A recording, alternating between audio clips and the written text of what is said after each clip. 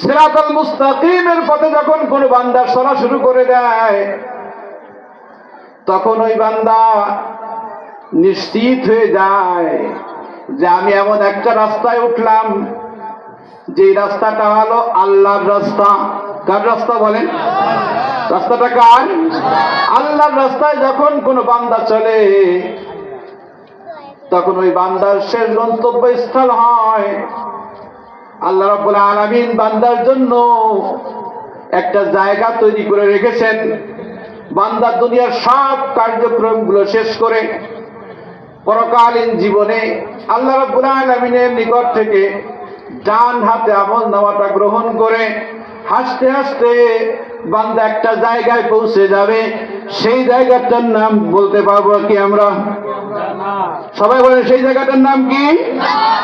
জোরে বলেন সেই জায়গার নাম কি? আমরা সেই জান্নাতে পৌঁছে যাব, কারণ আল্লাহর রাস্তায় যারা চলে তারা আল্লাহর জিম্মায় চলে যায়। আল্লাহর রাস্তায় যারা চলে তারা আল্লাহর জিম্মায়, আল্লাহর দায়িত্বে চলে যায়।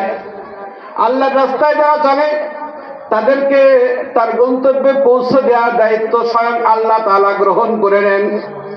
আল্লাহ তাআলা বলেছেন, আল্লাহু ওয়ালিয়্যুল্লাযীনা আমানু ওয়া কানু ইয়াত্তাকুন। আল্লাহু ওয়ালিয়্যুল্লাযীনা আমানু, আল্লাহ রাব্বুল আলামিন হলেন ঈমানদারদের অভিভাবক। আল্লাহ রাব্বুল আলামিন হলেন ঈমানদারদের পথ প্রদর্শক। আল্লাহ রাব্বুল আলামিন হলেন ঈমানদারদের দায়িত্বশীল। আল্লাহ রাব্বুল আলামিন হলেন ঈমানদারদের সাথী। আল্লাহ রাব্বুল আলামিন হলেন ঈমানদারদেরকে তার গন্তব্যে পৌঁছে দেওয়ার সর্বোত্তম সাথী। বলেন সুবহানাল্লাহ। আল্লাহ রাব্বুল আলামিন বলেছেন, ওয়াল্লাযীনা জাহাদু ফীনা লানাহদিয়ান্নাহুম সুবুলানা।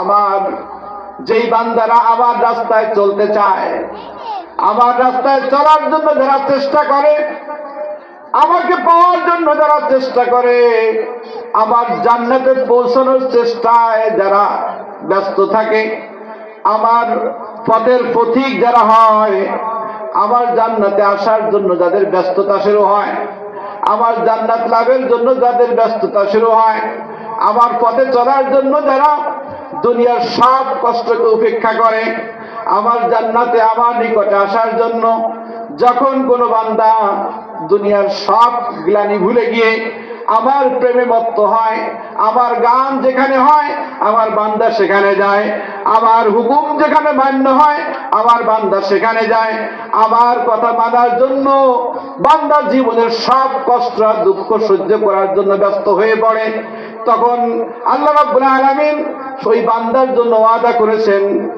ওয়াল্লাযীনা জাহাদু, যখন বান্দা চেষ্টা করে ফীনা, আমার কাছে আসার জন্য, আমাকে পাওয়ার জন্য, আমার জান্নাত পাওয়ার জন্য, আমাকে খুশি করার জন্য যখন বান্দা চেষ্টায় লিপ্ত হয়, আমার বিধানকে নিজের জীবনে, পারিবারিক জীবনে, সামাজিক জীবনে, রাষ্ট্রীয় জীবনে, আন্তর্জাতিক জীবনে প্রতিষ্ঠার জন্য যখন আমার বান্দার চেষ্টায় লিপ্ত হয়, আমি আমার বান্দার জন্য কিছু নিশ্চয়তা জ্ঞাপন করি, কিছু বিষয় আমি আমার এই বান্দাকে দান করি।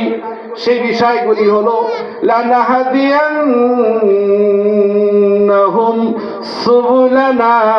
বলেন না সুবহানাল্লাহ।